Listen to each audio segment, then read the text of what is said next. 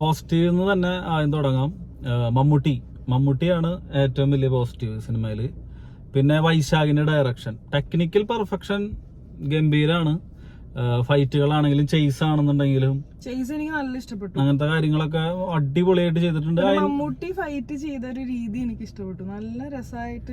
വൃത്തിക്ക്, അതായത് സാധാരണ ഈ റോപ്പൊക്കെ വെച്ചിട്ട് ചെയ്യണ സമയത്ത് ഒരു ഫ്ലെക്സിബിൾ ആയിരിക്കില്ല എപ്പോഴും കുറച്ച്